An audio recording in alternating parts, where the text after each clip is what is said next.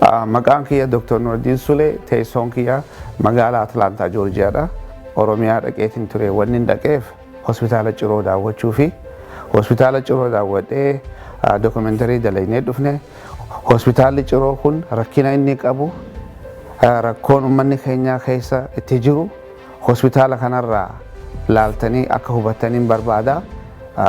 Kanaafuu na wajji daawwadha. Galatooma.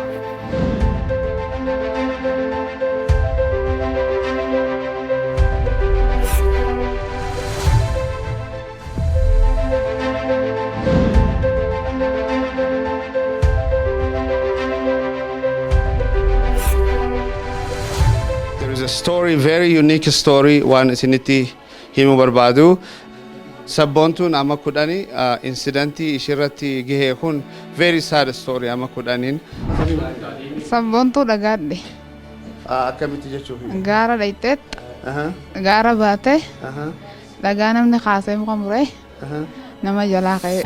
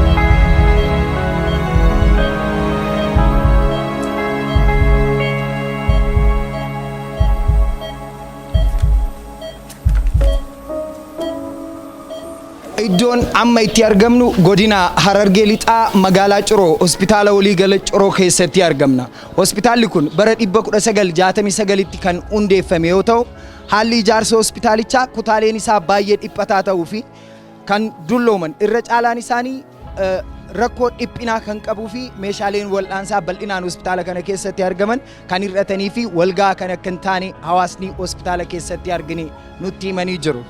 Kana malees hospitaalli kun rakkoo qulqullinaa hammaataa kan qabuu fi meeshaaleen isa keessatti argaman irra hedduun keessaafuu kutaa siree ciisichaa keessatti meeshaalee bara dheeraa dura bitamanii fi kan dullooman waan ta'eef yeroo ammaa tajaajila kennuudhaaf ogeessonni hospitaalicha keessatti argaman rakkachaa akka jiran nutti himanii jiru. Nutis rakkoolee hospitaalicha keessatti argaman kutaalee hundarra deemuudhaan tokko tokkoon kan isin daawwachiisnu ta'a. Akka nu wajjin turtan isin affeera. Kutaan amma keessatti argamnu kutaa kaardiin itti kennamuudha. Akkuma agartan kana hawaasni bal'inaan kaardii murachuudhaaf bakka kanatti dhaabbataa jira. Kutaan isaa haalaan dhiphaadha. Hospitaalli kun baay'ina nama hedduu guyyaa tokko keessatti kan keessummeessu ta'uu namatti agarsiisa. Akkuma argitan namoonni amma toora sa'a 4 ta'ee jira. Kaardii bal'inaan muratanii gara kutaalee wal'aansaatti kan deeman ta'a. hawaasa kana keessummeessuudhaaf immoo kutaaleen hospitaalicha keessatti argaman hundi gahaa kan hin taanee fi hanqinni meeshaalee bal'aan akka jiru hawaasni hospitaala kana keessatti dubbisnee nutti himanii jiru. Mee hospitaala Ciroo keessatti isin arge iddoo kanatti maal godhuu irratti argamtu? Ani waan dhukkubuufin yaalamuudhaaf hospitaala kana dhufuu danda'e garuu yeroo hedduus dhufaatiin jira. Hunoo ganama dhufeen gammaa haardiidhaaf as dhaabbataatiin jira rakkina hojiitii jira rakkina dhiphina waa hedduuti jira. Hospitaala kana keessatti hir'ina guddaa jira. Hir'inni jiru kan namaan jira, kan qabeenyaan jira, kan meeshaan jira. Haa ta'u jechaaf arma dhufna malee akka biyya biraa yaanee laallee achitti akka mamnutti hospitaaluma nutti fakkaatu akka mataa keenyatti dhugaa akka dubbannu taate. Zaa takkaaf cinatti nu fe'arma. Haa hin argine kaardii farqamaddoon eeggadhu. Uummanni dalagaa hin dhiifne itti jiran. Dalagaa itti jiranii hin dhiifne nama kana waliin gahuu hin dandeenye. Baay'inni nama dhufuutii fi uummanni asii hojjetu waliin simu takkaa'u. Kanaafuu rakkoo guddaan nurra gahaa jira. mee maal haa ta'u jettanii? Ani gama kiyyaan dhugatti yoo danda'ame yoo ka amma duraatitti gaafii qofatti dubbiin teenya kan dhaabbanne taate laalamee akka hospitaala biyya biraatitti jijjiirama guddaa nuuf fidee akka nu tajaajilu akka mangistiin nu godhuun gaafadha gama kiyyaan. Tajaajilli sirriitti nama hin jiru. Amma noo kutaa kaardii keessa jirra. Rakkinni haalaan uummata hawaasa bal'aa irra gahaa jira jechuudha. Eessa bultanii?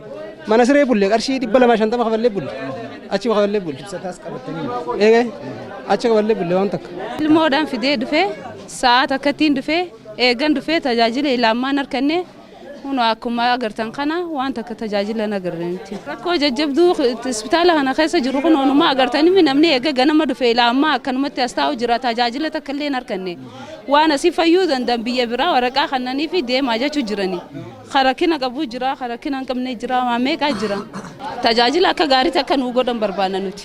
Hospitaala kana keessatti haati manaa jedhamtee daa'ima ilmoo irraa baatee turte jechuudha. Ilmoo irraa baate kana waajirri poolisii xalayaa tana sirreessii deebii gaafadhu naan jee jechuudha. Abbaan alangaadha. Rakkoo kanaaf ji'a lamaan asitti deemaa ture jechuudha. Osoo xalaa naaf hin kennin na deddeebisaa turan.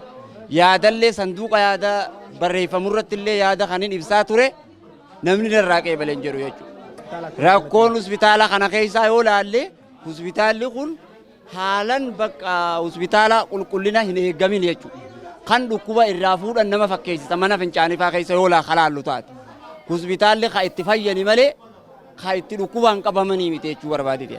Hospitaalli aanaa Ciroo rakkoo kanaa qaba jechuudha. Qulqullinni isaatis eeggamuu qaba.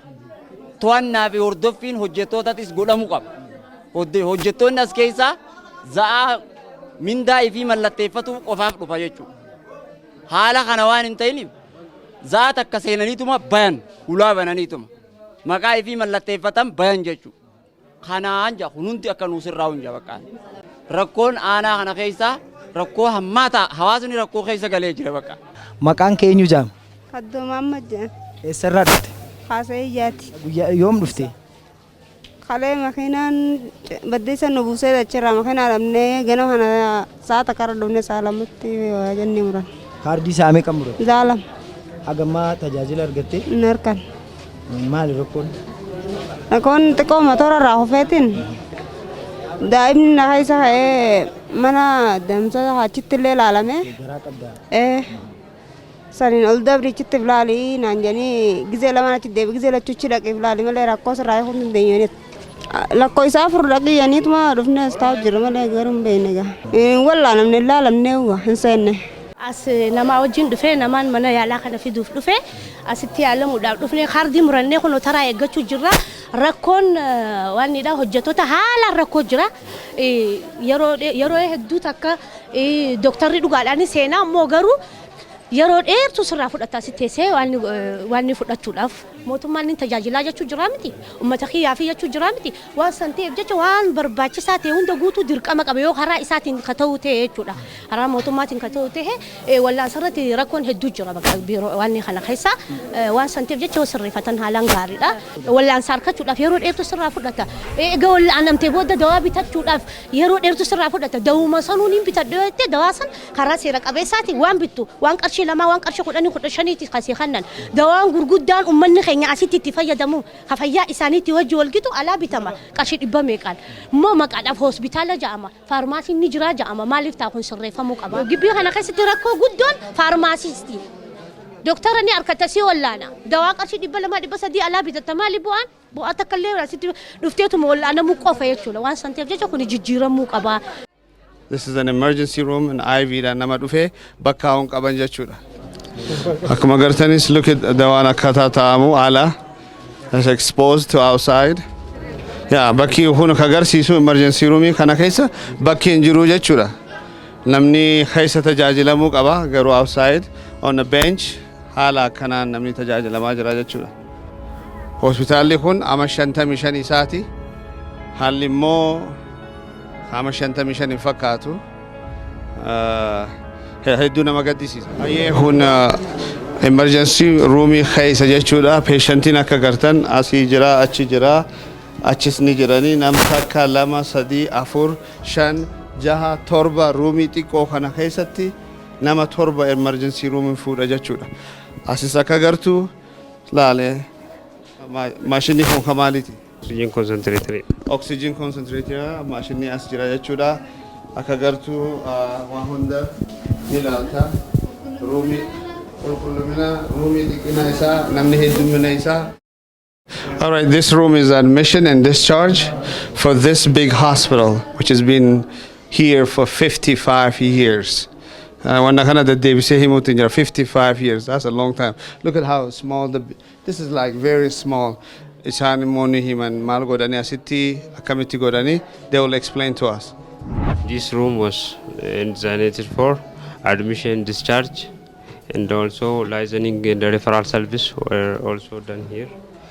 Tajaajilli referral service asitti kan kennamu isaan kanarra license officer ni jira as keessa kutaa kana kaashariin ni jiranii portariin ni jira wallaansi kutaa liqii kan kennamu balbaluma kana keessatti asitti tajaajila akkuma agartan kan galmeeleen adda addaa ni qabamu. Patientiin gaafa dhukkubsataan tokko gaafa ciisuudhaaf dhufe ameen dura as kontaaktii godhuu qaba asirraa kontaaktii godhee gara waardii deema balbaluma takkitti tanaan isaanis kan keessumaa waanii gaafa discharge godhamus surgical ward jira wardii hundaafu major wardiidhaaf asitti kan hojjetamu as dhufanii maallaqas kan qabsiisan kan siree fi warri kan kafalan kan hin kafalle fi waiver warri ta'an hundinuu isaaniitu asitti kan process godhamee fi kan deemanii jechuudha.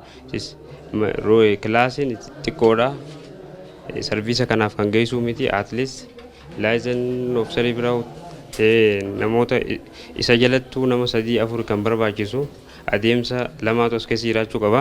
Isa kanaafuu manni ittiin baay'ee xiqqishoodha jechuudha. Hospitaalli kun amatatti I think more than 100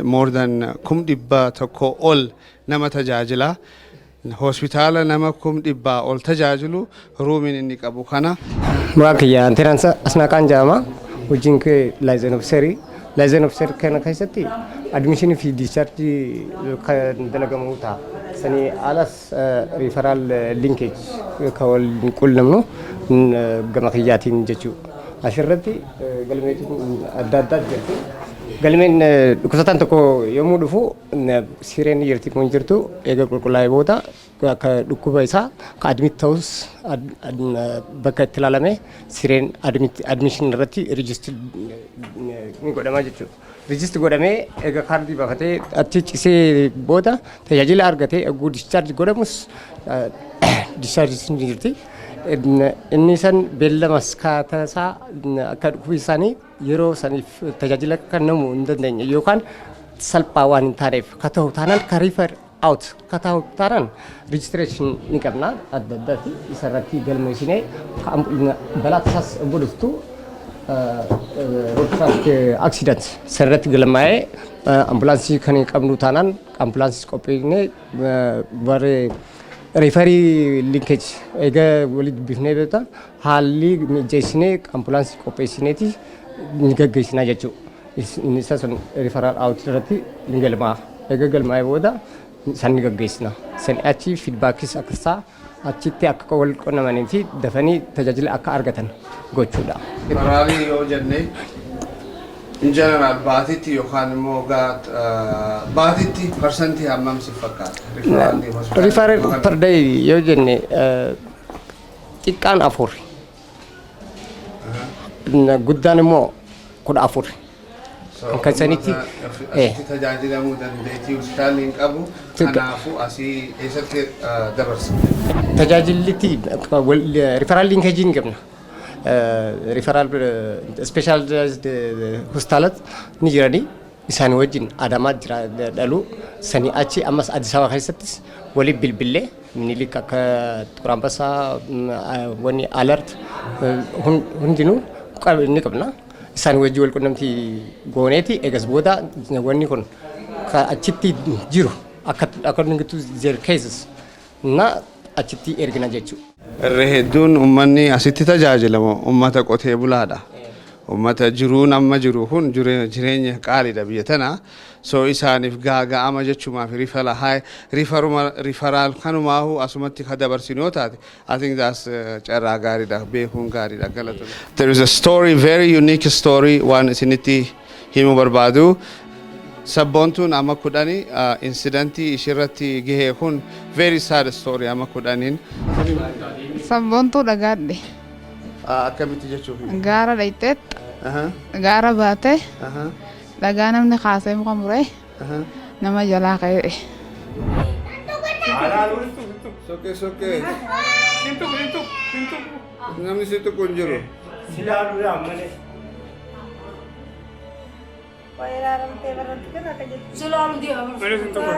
Namni si tokko.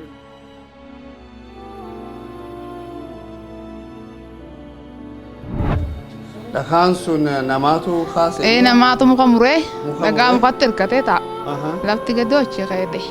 Okay, isin manaatu gaararra jirti moo wahumaaf deemti? Addunyaa qoonqoodha hin ajaaniif ba'an.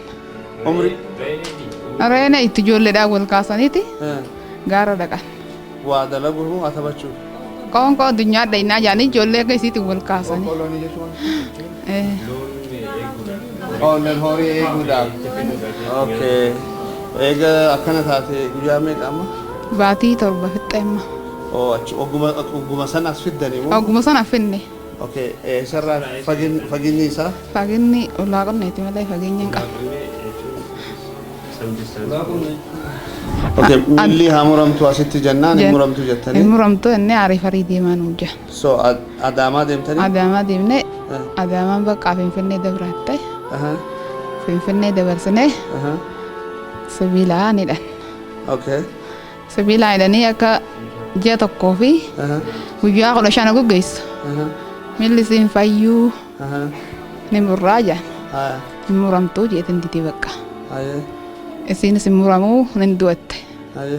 Bakka irra naaf yaa fayyuu jeetin achirraa hospitaalatti deebifnenne asitti deebifne jechuudha. Oggaa dhuftu dhiqamaa jirti bakka jeetinaa kana fayyuu diti. Bakka ammaa muramtuu jeetin dhiise. Akkas muramte.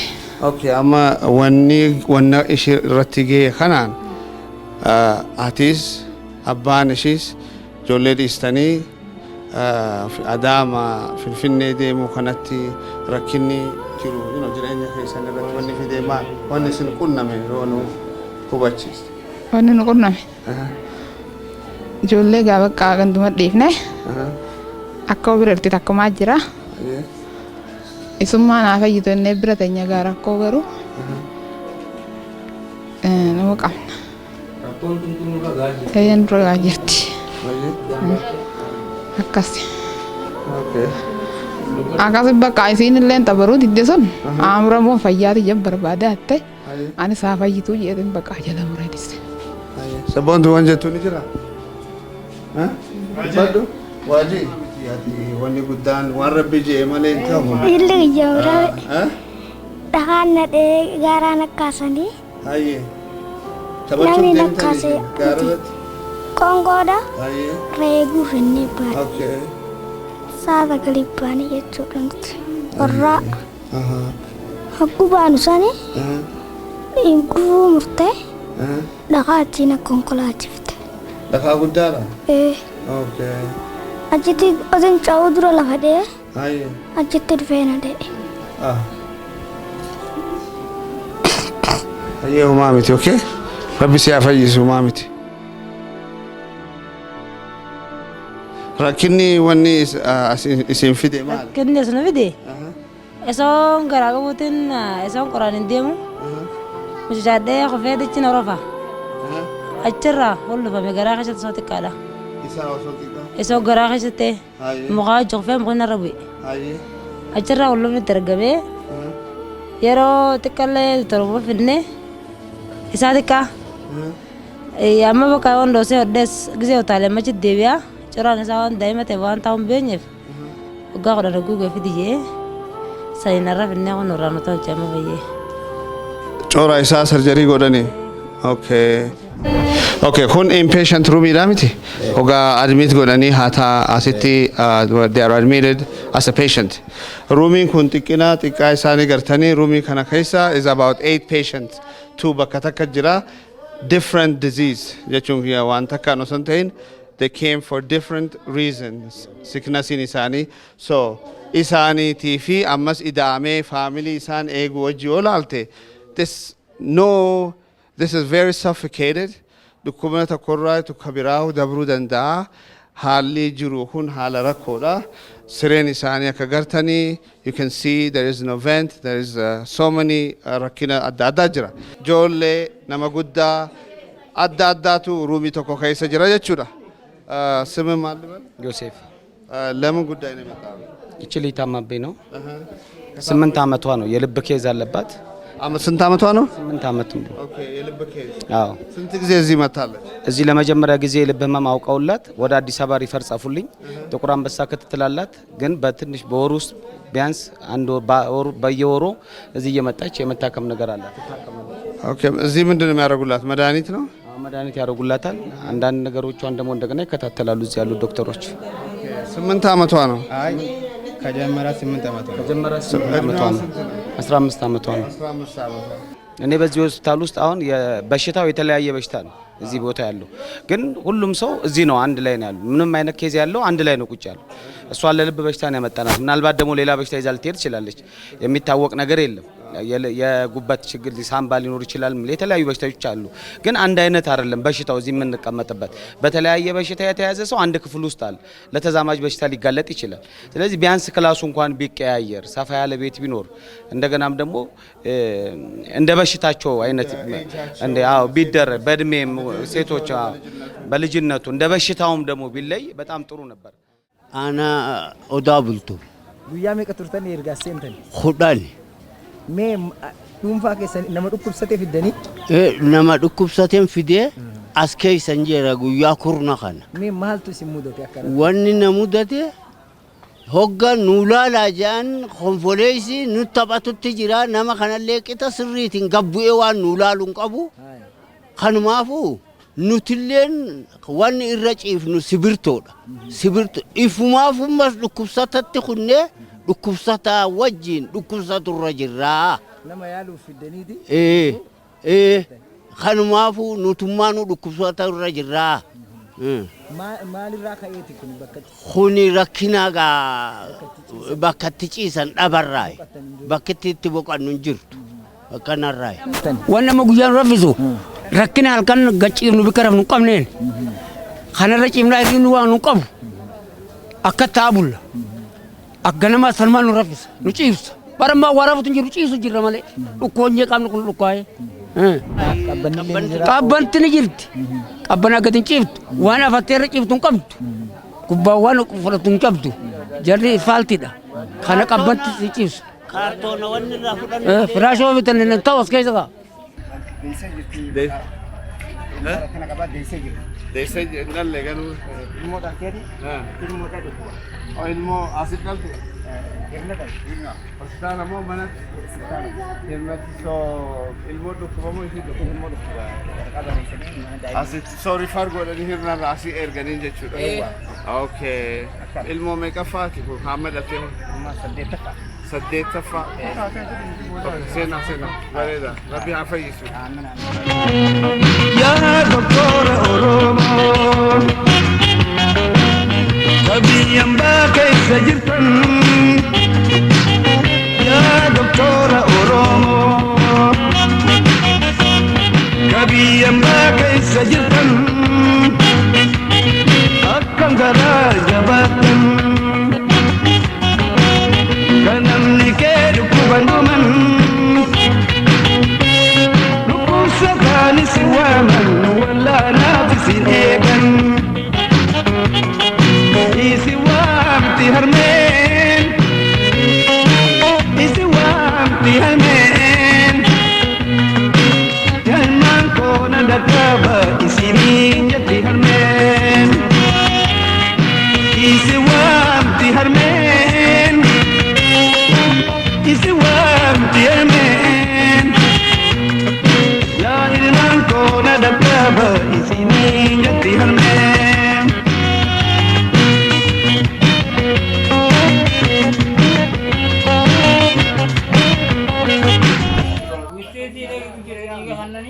Waan isaan isinii kannan eeggachaa jirtan waraqaa.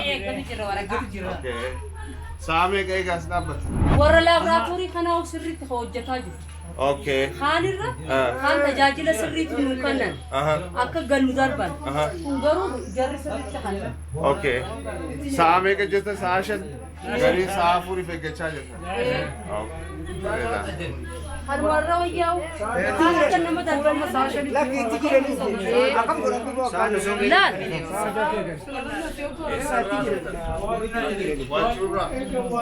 Hadiiga isaanii nyaata kanaa qophaa'anii fi fincaan namaa laala. Kaan akkatti tajaajilanii hojjetan asfaaltii maaliif wanni kun keessanii kan mootummaan dhufa uummataa waan keenya jaamaan isaanii wanni mootummaa jaamu hin jiru. Hin jiru waan keenyaa kan uummataati. Namni isin deemuu hin danda'u eefiif wal mari'attanii eefiif yoo kun hin taane yoo jettan namuu isin dhagaa garagaratti yoo facaafe namuu isin qaba. Waan keessanii jechuufi abbaan fedhe dhufee isin taphachuu danda'a. Waan itti turtan waan fincaanii waan Kasaltii isaanii tokko barreessan.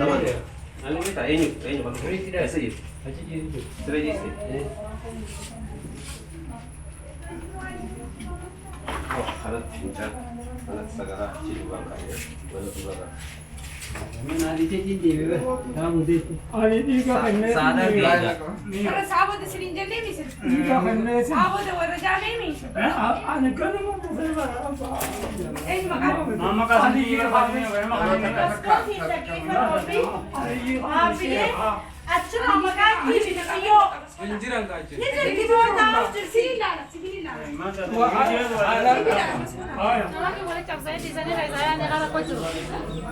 Isin angam tika turtanas? Asaa ganama subiidhaan dhufne sa'aatii 3. Angam maa guyyatani? Angama asuma teenyaan nu caqacaqu jira malee. Rakkini maal jira? Rakkina nama fayyaa qabu nama fincaanii deemu. Aliyyi Hamiin. Saabota. Maashina si hojjetama.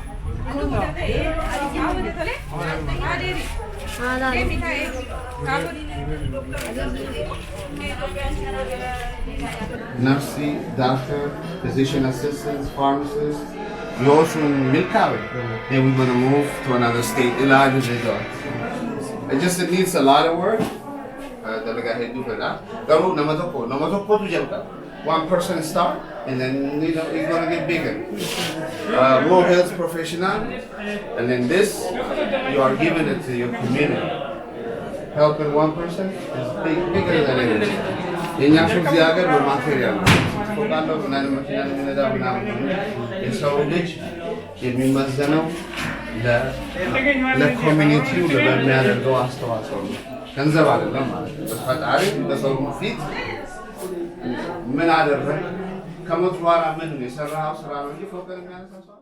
Actually patientonni as dhufan kunneen karaannoo kana dhufanis ni jira. Naannee godinuma kana keessaa dhufanii godina biraa keessaa baay'ee dhufan hin jiran. Baay'ee fagoo dhufan jira kaan asuma dhufanii akkuma ilaaltanii gartan kana manni nuti qabnu patientiin baay'ee concentrate jira. Rakkuma manaatti rakkoo malee kun immoo akkanatti sila akka seeraas miti. Dhukkuba garaagaraatiin as ciisaa jiranii ifin nama tokkichaaf namni as ciisu kun nama wajjin dhufa namni baay'ee bira jira kana wajjin ammoo dhukkuboonni tokko tokko daddarboon jira dhukkubsataa as dhufe kana waa'ee dhukkubaa qofa patientii dhukkubsatan qofa ollaan lullusan ta'in nama biraas illee kan dhukkuba fudhatee galuu danda'u jira isuma immoo kaa jirullee qorichuma qofa kan nani osoo hin taane namni saayikooloojikaal illee sappoortii illee barbaachisa wanni akkana kun amma baay'ee amma fiizishaan peeshantii kontaaktiin baay'ee xiqqaadha. Maaliif peeshantiin filoo peeshantiin baay'ee jira kan dhufa kan hin ba'a amma tokko peeshantii osoo inni baay'ee improve hin godhin xiqquma jijjiirama nu agarsiisnaan iddoo waan hin qabne ka irramaadha akkas godhaa deemna malee rakkoon ni jira. ዶክተር ሙልጌታ እባላለሁ የማህፀንና ጽንስ ሕክምና ስፔሻሊስት ነኝ። ጭሮ ሆስፒታል ማዋለጃ ክፍል ነው። ይሄ መጀመሪያ በሽተኛ ሲመጣ የምንረከብበት ቦታ ነው። እንደምታዩት ስክሪኑ በስክሪን ነው ከፍለን ያለው። ኖርማሊ እንደ ኮሪደር ነው የተሰራው፣ ግን እኛ እንደ ዌይቲንግ ኤሪያ እንደ ሪሴፕሽን ነው የምንጠቀምበትና እርጉዞች እናቶች ሊወልዱ ሲመጡ ምጥ መጀመሩን አለመጀመሩን እዚህ ተቀብለን ነው ከዛ አሰስ አድርገን ከዛ የምናስተኛቸው። ስለዚህ እንደሚታየው ይሄ አንደኛ ቦታው ጠባብ ነው እና ትራፊክ መንገድ ላይ ነው ያለው። በዚህ የሚያልፉ ጠያቂ አስታማሚ በዚህ ነው የሚገባው። This is a high risk room. Bleeding before delivery and Oh, so Narindra? Okay. Okay. Aye, akam? Ikaw mami? Umri teme ka? Ide me afur. Ganan dalle? Ganan. Okay. Wow.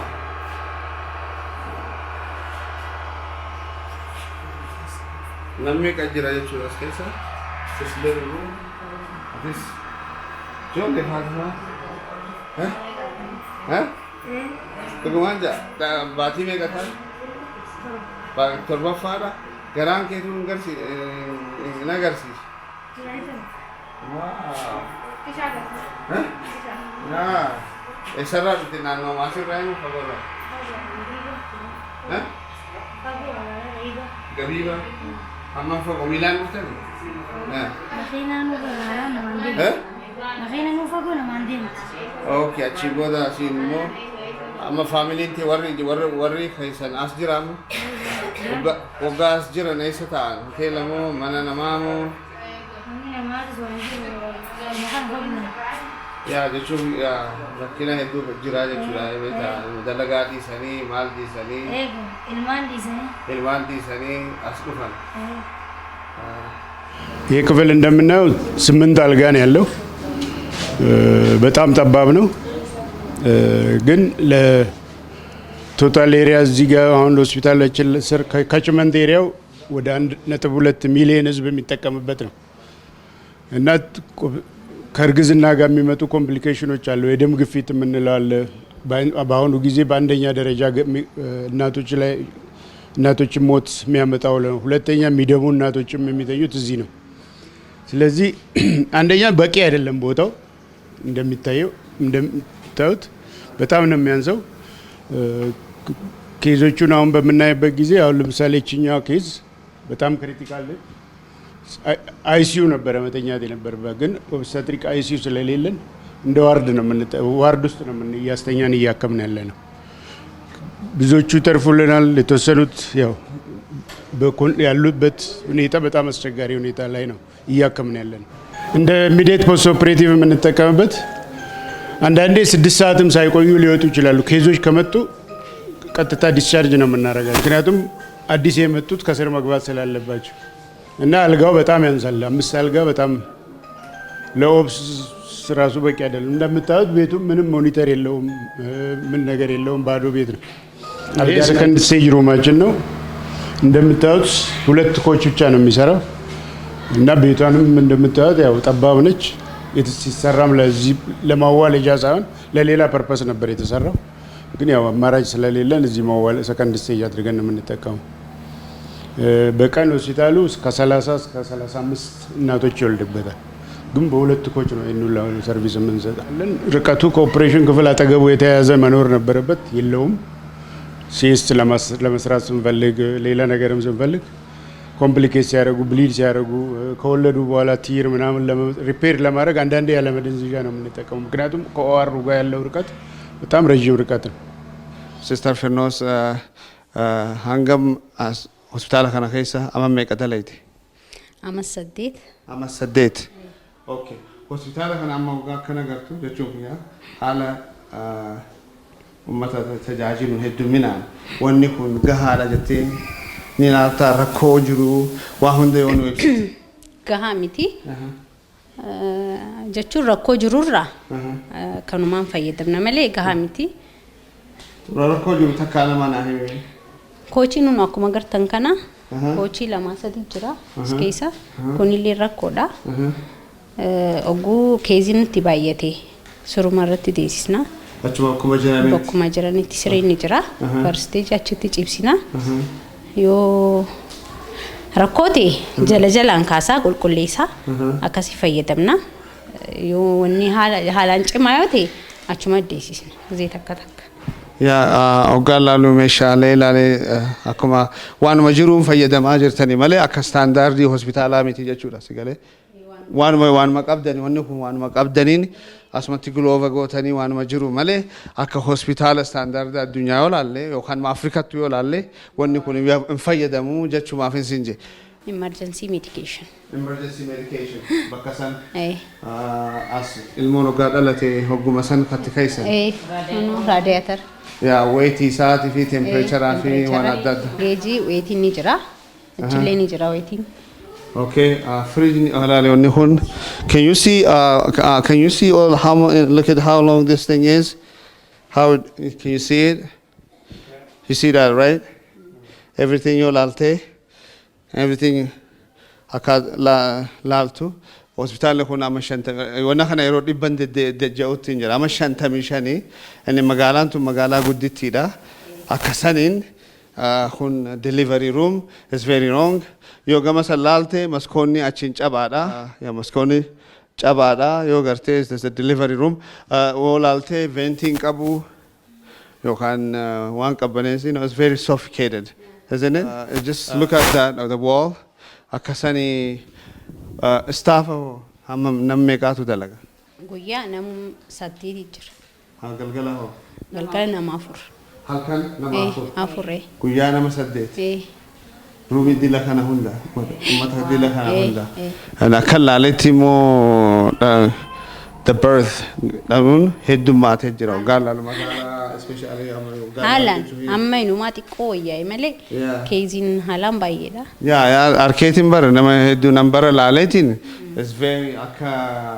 akka heddummina dhaliinsaan wanni kun gahaa miti jechuudha.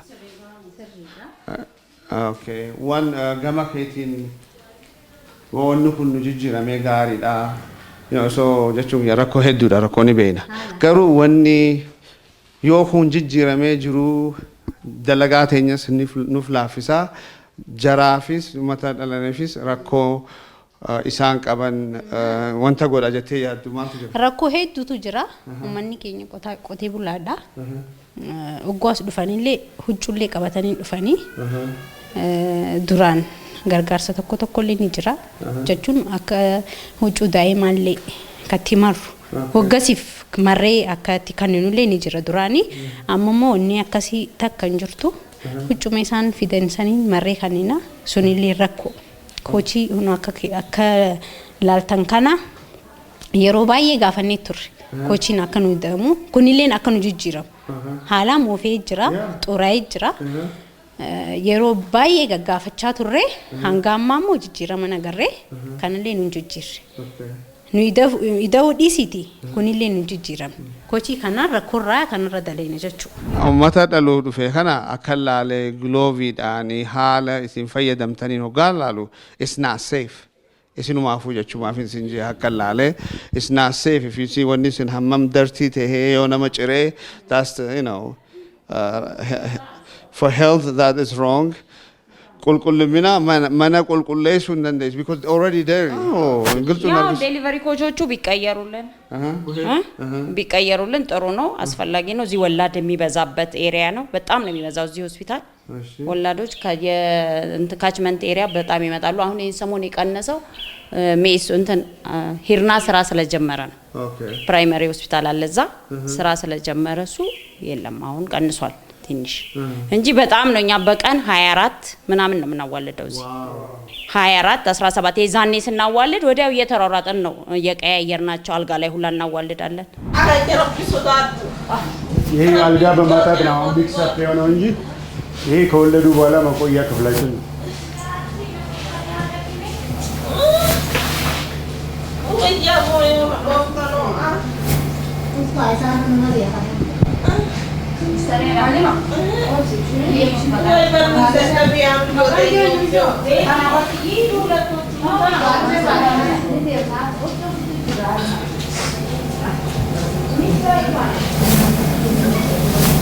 እዚህ አሁን መውለድ ኖርማል መውለድ ያቃታቸው እናቶች በትክክለኛው መንገድ መውለድ ያቃታቸው እናቶች ከዚህ ተሸክመን ነው ወደ ኦፕሬሽን ክፍል የምንወስደው እና ኮሪደሩ እንደምታዩት አንደኛ ለስትሬቸር ስሙዝ አይደለም።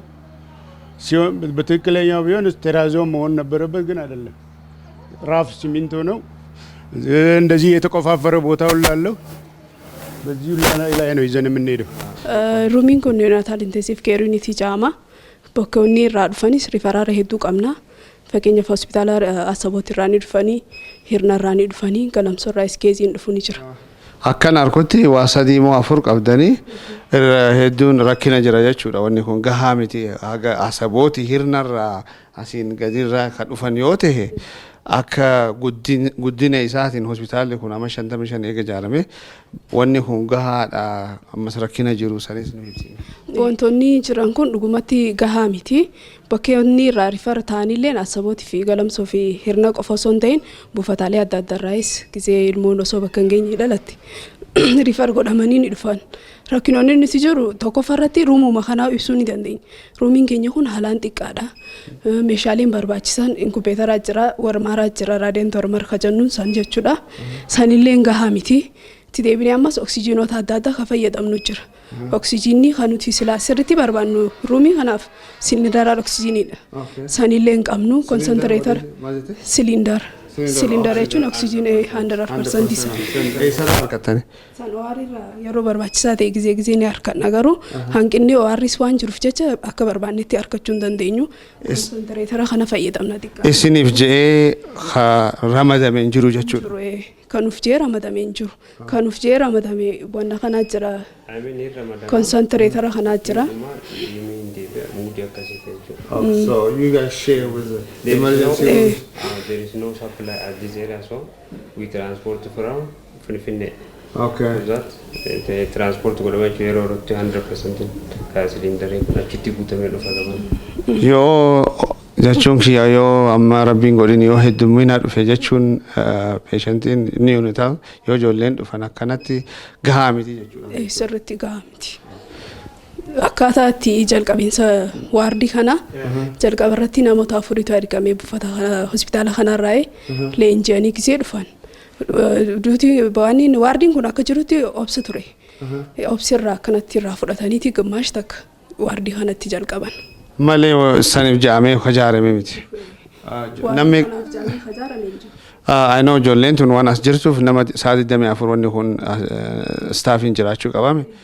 How many staff walii gala wanna kanaaf ramadame? Walii gala namoonni ramadaman nama 5. Nama 5. Dhaabbataan namoonni hojjetu nama 5.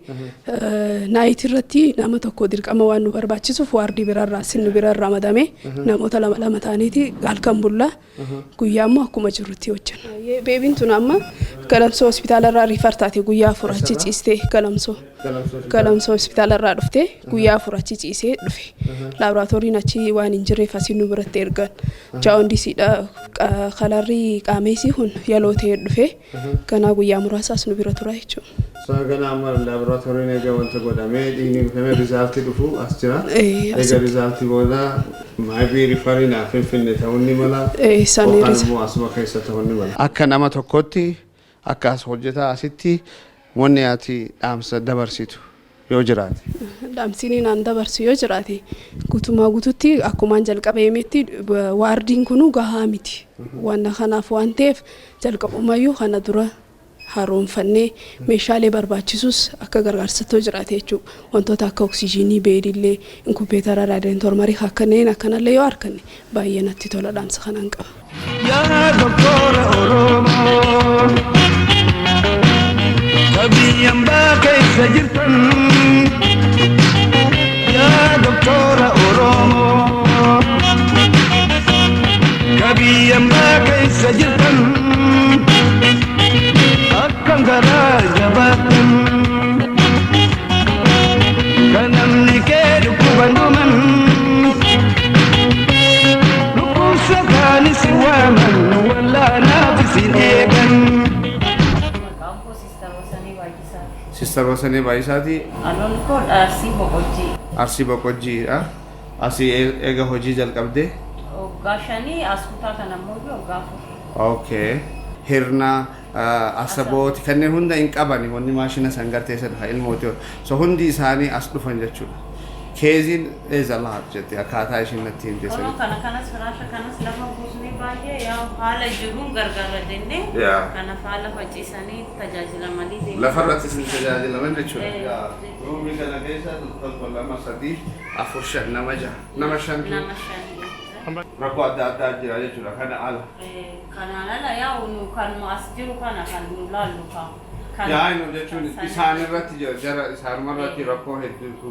Isaan irra rakkoo baay'ee qabanii kun uffatas kan hin qabne jiranii as gargaaramanii jiranii. Maqaan koo Nuruddin Hassan jedhama. BSc Narsiidha. Kutaa emergensiitiin dalagaa. Mee kutaa emerjensii keessa si agarre akka waliigalaatti rakkoon kutaa kana keessa jiru maal fakkaata? Walumaa galatti jeneraalee akkuma beekamutti kutaan emerjensii hospitaalli jiru qabu kutaa hanganuma haalaan xiqqoodha jechuudha. Dhukkubsattoota mara itti yaalchisuudhaaf yeroo baay'ee rakkina adda addaatiif saaxilaa jira. Sababa dhiphina kutaarraa kan ka'e jechuudha. Kanaafuu sababiin bira dabalatee rakkoolee adda addaa jira kutaa kana keessa. Baay'inni dhukkubsataa as keessatti yaalamuu fi kutaan waliin madaalu. Fakkeenyaaf giddugaleessaan dhukkubsataa 30 hanga 40 guyyaa tokkotti kan emergency OPD kanarratti yaalamu. Tajaajila barbaadan. Algaanleen waliin gahu kursiin wanti jechuudha. Sireen dhukkubsataadha waliin gahu. Xarabeezaa ulaa hospitaala kana dura jiru kanarratti cibsinee yaalchifna. Oksijiin konsentireetii tokko qofa qabna. Sakshin maashinii hin qabnu. Barsi oksimeetiriin hin jiru. Meeshaalee emergensiidhaaf barbaachisan hedduu jira kan kutaa kanaaf hin guutamin. San bira dabalatee jeneraalli akkuma beekamutti kutaa hospitaalli kun jeneraal hospitaala jedhama. Akka silaa beekamutti garuu jeneraal hospitaala jedhamuudhaaf karaayiteeraa hedduu jira. Emergency irratti kutaaleen emergency bakka sadiitti qoodamu qaba. Adult tokkuma jira. Adult emergency, pediatric emergency fi gynae emergency jedhamee bakka sadiitti qoodamu. Akka silaa caasaa hospitaalatti garuu immoo as keessatti bakka tokkotti dhukkubsataa hundaa'u yaalchisaa irraa jechuudha. Adultis, pediatricsis, gynae emergencies bakka tokkotti yaalchisaa irraa. Kun dhiibbaa nurratti isaarraa dhukkubsataa illee tajaajila kan nurratti dhiibbaa guddaa uumaara. Kana bira dabree kutaa hospitaala yoo ilaalte emergensiin paarkingii eeriyyaa hin qabu. Jechuun qilleensi haala barbaachisaa ta'een dhukkubsataadhaaf hin galu. Manni kun haalaan dhiphoodha waan ta'eef dhukkubsataa hedduutu overcrowded as keessatti. Mana xiqqaa kana keessatti dhukkubsataa gara 8-9tu yaalama as keessatti. Kanarra dhukkubsataan yoo kan baay'atu taate alatti gabbeetii xarabeeza irra halkan guutuu xarabeeza silaa namni irra taa'u achirra ciisee achirra yaalchisaa bulla. Kun haalaan riskiidha dhukkubsataa. Maal ta'uu qaba jettumee akka ogeessaatti? Akka ogeessaatti qaamni dhimmi ilaallatu. Silaa wanta kanaaf furmaata itti kanne haalaan bareeda jee yaada. Kutaan emergensiidhaa ruumii afran tokko qaba. Ruumiin inni jalqabaa kun examination ruumiidha. Jalqaba gaafa dhukkubsataan dhufe kan itti ilaalani. Koochiinis kana. Iddoo haakimni taa'ee evaluate itti godhu xiqqishoo haalli teessuma isaa sirrii miti hin xiqqaata. Examination iddoon tiraajii jiraachuu qaba. Mini stooriinis waan hin jirreef akkasumatti lookara kana lookaroota kanneen kana keessatti mini stooriinis kan fayyadamnu. Rakkoo akkasiitu jira. Peeshantii haaraa amma inni isaan examination beediidha suni. Rakkina mana qabna garuu manas xiqqashoodha akka tireejitti hakimaanis seenee ventilation no ventilation we haven't any ማለት manas hin qabnu mana xiqqashaadha kanaafuu amma namni akkasumatti mistirii isaas achuma alaarraa baha jechuudha mana hin qabnu mana achumatti mistirii isaa dhukkuba isaa dubbachuufis fuule ማለት guutu dubbachuus ni sodaata beeta sani amma namni ni sogaa dhufu mana kaardi beeti xiqqashoodha manaanis kaardiin achuma namni keenyas xiqqoo intas gabbaa'u ni jarjara kanaaf dafnee gaggeessuuf we haven't any ventilation የለውም rakkoon meeshaalee qabna rakkoon manaa qabna kaardiinis hundaa'u kaardiin mana lafarra taa'ee jira san barbaadu samma namni intas gabbaa'u jechuudha dafnee deemnaa bakka fagoorraas ka dhufee danda'a kanaafu isaaniifis rakkisaadha annutiifis rakkisaadha kanaafu mana silaa tolchame gaariidha manas ni beeyna manas hin qabnu meeshaas nu barbaachisa jechuudha. Emergency irratti standardiin HST jira kan jiru kan Itoophiyaa emergency roomiin beedii General Hospitaala irratti beedii 8 qabaachuu qaba. Haaluma istaandaardii saniitiif jedhameeti kan jiru garuu dhiphina ruumiitii wajjin kan wal simatu miti. Sila peeshantii well ventilated ta'uu qaba kanneen fi ruumiin isaati ol dheerinni manaatis gabaabaadha. Isanii wajjin rakkoo addaati. Air conditioning hin jiru. Qilleensa naqu. It is well suffocated dha. Biraa kan dhufe cross contamination. Inni biraa visitor control irratti rakkootu jira. Isallee administratively waan manage godhamuu danda'u xiqqishoo gaaffiitu jira. Kan biraa qulqullina rakkoo qulqullina baay'ee kan jiru ta'uu isaati. Siree maal fakkaata?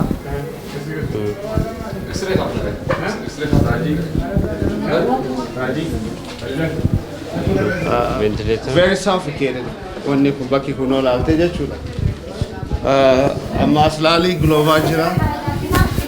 Giloovaa jira, IV wantaa jira, dawaa wanti godhani jira.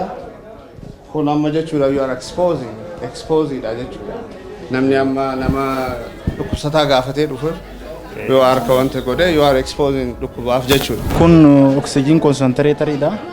Hanqina konsantireetarraa kan ka'e oksijiina konsantireetara tokko irratti bakka lamaan fayyadamna.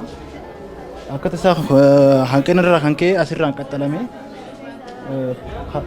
dhukkubsataa lamaaf itti fayyadamaa irraa jechuudha oksijiinii kana. Yoo akka tasaa bikuun banaa waan ta'eef oksijiiniin kun balaa birallee geggeessuu danda'a. Konsantireetara waan ta'eef elektira kan qabatee jira waan ta'eef.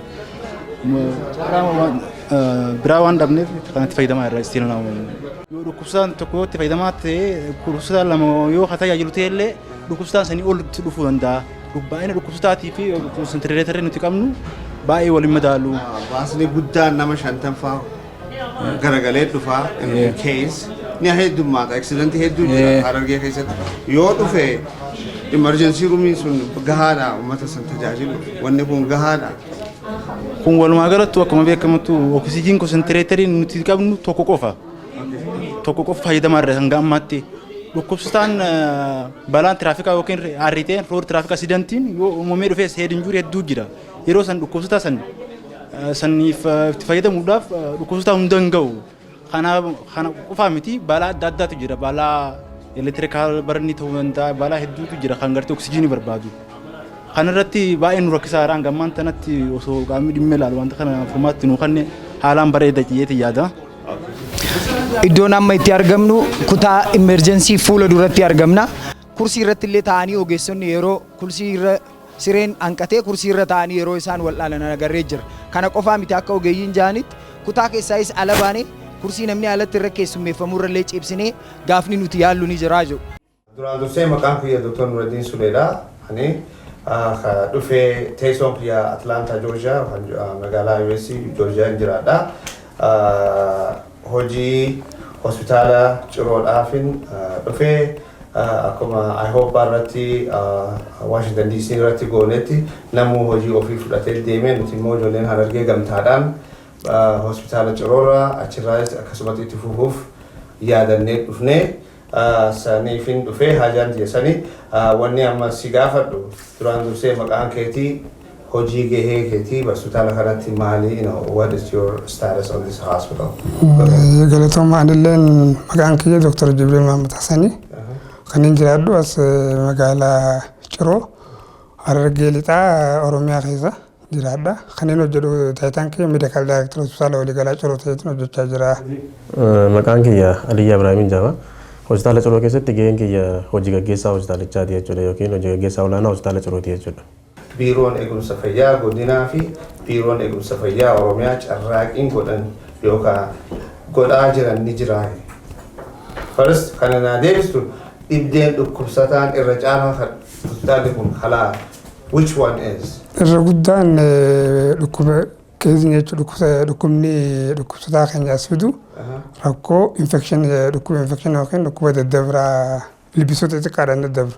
San keessaa kan irra guddaan fidu pneumonia kajamu kasaba nama qufaasisu dabalataan itti aansee immoo dhukkuba akka ijoollee nama kaasaadha garaa kaasaa akkana diyaariyaa fa'aa akkana kana kan biraattis ammaasu dhukkubni biraatis kan akka kiroonik diizii qajamu akka CHF fi DMI fi CLD dhukkuba tiruutii fi dhukkuba sukkaraa dhukkuba onneelleen ni argama.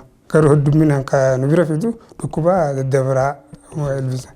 Nimooniyaa, diyaariyaa. Nimooniyaa fi diyaariyaa gurguddaan akkasii akka michaadhaan muramee abbaan isaa ilmoon cireessanii fi aksidantiin karaa hedduu karaa haalli teessoo biyya naannoo kanaas waan hedduu waan ta'eef jajallaadhaaf tola naannoon teessummaa lafti argeeraatu daddabaa waan ta'eef gaaraa fi laggee waan qabduuf hedduu tiraafikaaf hedduu nama waan goote heddummaata. Hospitaalli kun aanaalee yookaan ganda qotee bulaa meeqaaf tajaajila kenna? Hospitaalichi kun akkuma beekamu erga ijaarame bara 1952tti ijaarame akka lakkoofsa warra mashaa kanaatitti jechuudha akka biyyattii kanaatitti. Kanaaf lakkoofsi kun bara 1952tti kan ijaarame yoo ta'u at least hospitaalichi kun ganda aanaa baadiyyaa 10 jechuudha. Aanaa baadiyyaa 10 tajaajila kan kennudha.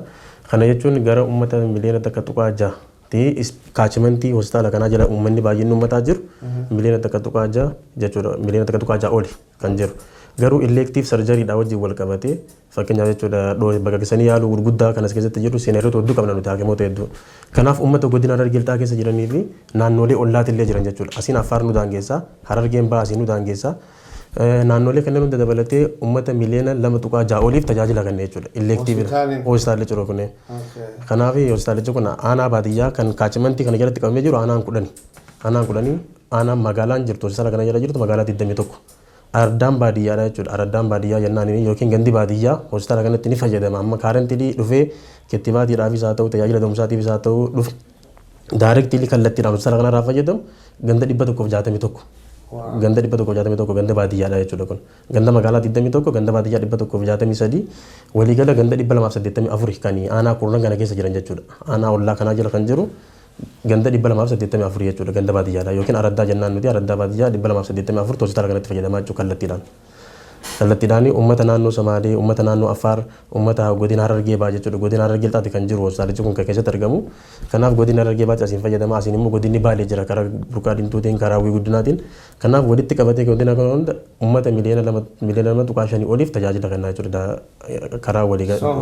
So manni fageenyaan as hospitaala kana karaa fagoodhaan as dhufan jechuudha. Asii yoo ilaallee akka reefu dhageenyatti hirnaarraa haasii asabootiin galamsoon naannoo asiin hedduu karaa hedduurraa dhufanii jechuudha. Hirna dobbaa kunneen immoo dhaluudha bara aanaa dhaluutiin himaatiyyuu warra dhaluu kanarra jiran.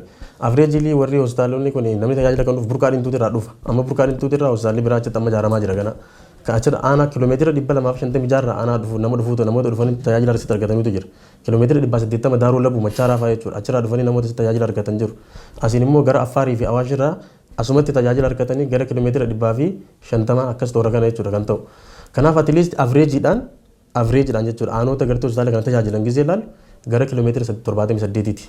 Namni tokko kan tiraavil godhee dhufu dhukkubsattoota hospitaala keenyatti fayyadaman gisee ilaallu kiiloomeetira isaan irraa dhufan gisee kaalkulee godhamu avreejilii 78 kiiloomeetira jechuun kiiloomeetira 78 ol. Idee kana furmaata warra itti barbaadu irratti bulchiinsa hospitaalaa fi biiroon eegumsa fayyaa godinaa fi biiroon eegumsa fayyaa Oromiyaa carraaqiin godhan yookaan carraaqaa. Asirratti akkuma waliigalaattu biyya Itoophiyaa keessatti haala jedhu dhukkuba daddabaraa hir'isuudhaaf biiroon fayyaa Oromiyaas ta'e federaalaa hakimoota hedduminaan oomishuu jiran akka duraalee jiran jechuudha.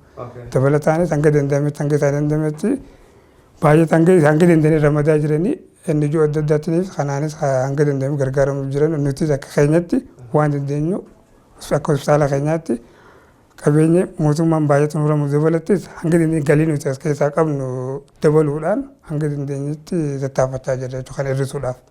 Amma rakkoon gurguddaan hospitaalli Ciroo qabu komanidha ni beekama at least jechuudha. Maal hospitaalli Ciroo overburdenidha jechuun humni hospitaalichi qabuu fi baay'inni uummanni inni tajaajilaa jiru walumaan simu walitti hin dhiyaatu baay'ee gargar fagoodha. Jechuun hospitaalichi kun at least gisee dhaabbatu specifically laaltanii jettan biildiingii ijaarsa reefuun tan hospitaalichi kun qabu akka keessa naannawaa laalaa turtan reefuun tan. Kanaaf humni hospitaalichi kun qabu kana fakkaata garuu baay'inni namni inni tajaajilaa jiru fakkeenyaaf waggaatti yoo kan fudhannu taate outpatientiin jechuudha. Deddeebisanii yaaluun hospitaalichi kun ilaalaa jiru godina kana keessatti waggaatti jechuudha nama 197 fakkeenyaaf bara 2010 yoo fudhanne kuma 97 jechuudha over 97,000 deddeebi'anii yaaluu kan laalaa ture. Inpatient emergency case immoo 80,000 around 80,000 emergency case. Akkasumatti immoo namoota ciisanii yaalaman gara nama 9,000 ciibsee yaalee jiru hospitaalichi kun jechuudha. Kanaaf humniti hospitaalichi qabuu fi humniti hospitaalichi kun itti yaalaa jiru tajaajila itti kennaa jiru wal simaan jiru jechuudha. Kanaaf tajaajila kennaa jira malee tajaajilli hospitaalichi kun kennu quality hin qabu jechuudha at least jechuudha. Kanaaf humniti hospitaalichi kun qabu irra hedduun isaa kanaaf amma rakkoon kun maal irraa madde yoo jenne hospitaalichi kun rakkoo gurguddoo afurma qabu. Rakkoo gurguddoon tokko maali? Faasiliitii haalli itti ijaarame. Ijaaramee inni hospitaalicha haalaan siistemaatikaalii jechuun hospitaala sadarkaa jeneraalaatiif kan ijaaramee miti. Dura biildingii xiqqoo tokko ture. Biildingii sarjikaal waardii jedhamu kanaatu jira dura. Isa san irratti kun dabalamaa deema. Kaan irratti dabalamaa deema. Kaan irratti dabalamaa deema. Haalli itti dabalamaa hospitaalichi kun babal'ate illee haala sarviisaaf ta'uuf walitti dhiyaatee miti jechuudha. Inni lammaffaan hospitaalichi kun qabu maali? Ijaaramaatu jira malee ijaarama kana keessaa meeshaan qabu hospitaalichi. Meedikaal equipmentii yookiin beezik faasiliitii hin qabu. Kana guuttachuudhaaf immoo inni sadaffaan humna kaappaasitii maallaqaan qabu jechuudha. Fakkeenyaaf meeshaa kana kan faasiliitii ijaarsa kana ittiin fooyyeffatu kan meedikaal equipmentii kan ittiin guuttatu basic facility budgeting qabaju inni sadaffaan rakkoo sadaffaan inni qabu hospitaalichi. Inni afuraffaan immoo isuma ijaaramee jiru kanaaf meeshaa as keessa jiranitti illee fayyadamuudhaaf kaappaasitiin ogeessonni as keessa jiran gahaa miti. Seenaroonni as keessa jiran gahaa miti. Haakimoonni jiran gahaa miti. Kanaaf ogeessi jiran guutumaa guututti gahaa miti. Ogeessummaan jiru kun iyyuu ammaas immoo dandeettii kaappaasitii qaba jechuudha. Kaappaasitii fakkeenyaaf guutumaa guututti normaal ta'ee keezii jedhu hunda maaneej godhee haala sadarkaa hospitaalicha barbaaduu fi uummanni barbaaduutiin keezii hunda asitti maaneej godhuu danda'u hospitaalicha fakkeenyaaf. Keeziin hedduun asirraa yoo kaafne amma nuti riifar yoo jenneen kiiloomeetira 256 deemuu qaba namni Adaamaa gahuudhaaf jechuudha. Adaamaa asitti immoo riifaraal hospitaaleen hin jiru hospitaalee biraa. Godina kana Ciroo fi Adaamaa jidduu riifaraaliin biraan jiru. Ammaan kana namoonni hedduun irra du'aatiin hedduun kan uumamu emerjaansii yookiin tiraawomaa kan jedhamu kana jechuudha. Emerjaansiidha. Emerjaansii irratti du'aatiin ni baay'ata. Garuu akka bifa kamiin Iohpaan akka isin gargaaruu barbaaddan? Nuti amma Iohpaan akkaataa itti Iohpaan nu gargaaru. Iohpaan ni beekama. Iohpaan amma eega dhaabbattan dhimma tana hin turre. Kanaaf kaappaasitiin keessanis ni beekama. Garuu hanga danda'ametti Iohpaan kan nuti kan gargaaru barbaannu maali? Basic equipmentiin qabna nuti fakkeenyaaf meeshaalee yaalaa kan ittiin uummata kanatti sarvi goonu meeshaalee tajaajila yaalaa wallaansaa hedduu gahaan qabnu. Yoo danda'ame maybe building irratti nu gargaaruu danda'a jennee ijaarsa irratti nu gargaaruu danda'a yoo jennee amma hooppi fagoo nu taate akkasitti nu gargaaruu dhabuu danda'a dhaabbanni kunis amma ijaarame waan taateef garuu meedikaal equipment dhiyeessii meeshaalee yaalaa irratti nu gargaaruu ni danda'a jenneeti fudhannaa waan hedduu nu gargaaruu dandeessan jennee abdanna. Isa kana irra darbee immoo ogeessota keenya kanneen adda addaa nu leenjisuudhaan asitti illee dhuftanii on job training nu kennuudhaaf fakkeenyaaf jechuudha idduma hojii ogeessonni keenya hojjetaa jiranitti isin maal ni beekama. Iohpaan dandeettii gaa qaba kaappaasitii ni qabdan. Kaappaasitii dandeettii leenjii kennuudhaa wantoota hedduu muuxannoo kanneen qabda waan qabdaniif kanarratti nu gargaaruu ni dandeessu jennee yaadna. Yoo carraan mishin tiriipiin argame amma mishin tiriipiin namootni ni deemna yoo jedhan mishin tiriipii dhufan sun kam filattani jechuuf yoo carraan sun argame nama akkamii yoo dhufee as dhufee yoo barnoota yoo kanne isin hundinuu barbaachisaadha. Garuu kamtuu yoo dhufee isiniif carraadha jettee yaadda. Fakkeenyaaf asirratti namoonni yoo dhufan akka hospitaala kana reeban tana dura kaasanii dubbannee jira. Atilees hospitaalli keenya kun kan baay'atu gara nama 8,000 emerjaansiidha jennee jira. Emerjaansii irratti immoo mortaalitii reetiin keenya ni baay'ata. Haalli namni hedduun itti dhufee seeftee osoo jechuun lubbuu isaa seefte godhuu hin dandeenye balaa jechuun ni beekama. Haala kana balaa kana itti maaneej godhuu danda'amu irratti xiqqoo ni ulfaata. Kana bira keessa dabre immoo fakkeenyaaf epidaamikiin tokko naannoo kanatti yoo ka'e haalli hospitaalli kun maaneej itti godhuu danda'u illee ni beekamu waan taateef kaappaasitii akkasitti illee hin qabnu waan taateef emerjaansii kana gara emerjaansii irratti yoo dhufee nuti eeggarta ni filanna jechuudha dura irratti emerjaansii irratti. Akka CEOdhaan akka amma dhuunfatti amma koontaatti reefa akka CEOdhaan wanni dhaamsan dhaamtu ijoollee Iohpaa keessa jiraniif wanna kana kalaalaniif akka CEOtti wanni dhaamsaati dhaamsitu yoo jiraatu. Akka lammii tokkootti ani warra Iohpaadha itti abdannaasi uummanni Oromoo isaan malee waan takka illee hin qabu natti fakkaata. Kanaaf uummanni kun keessaa dhalattanii isin keessaa barattanii isin bakka gaarii jiraachuu dandeessanii biyya guddatan keessa jiraachuu dandeessanii kanaaf uummanni isin keessaa baatan immoo namoonni isin keessaa deemtan haadhaa fi abbaan keessan namoonni dhalan isin guddisan yookiin immoo dubartoonni keenyaas haa ta'u namoonni sabbata irraa eeganii isin guddisanii sadarkaa kanaan akka isin keessan isin godhan rakkoo akkanaa kana keessa jiru jechuudha akka ilaalaa turtan kana keessatti kanaaf uummanni kun malee hin qabu kan jiru isinitti dhaga'amee hanga tokko uummata kana rakkoo kana keessaa ni baaftu jedheen abdii addaan maaliif jirbii yoo wal gargaartee arbayyitee jaan Oromoo kanaaf yoo isin jiraattanii humna qabdaniin achitti qaama jirullee jechuudha biyya gurguddatan keessa jiranii biyyoota hedduu riisoorsii qaban keessa kanaaf atileest humna keessaniin yoo walitti buutanii walitti dhuftanii uummata kanaaf kan akka uummanni kun isin yaadutti yoo kan yaaddaniif taateef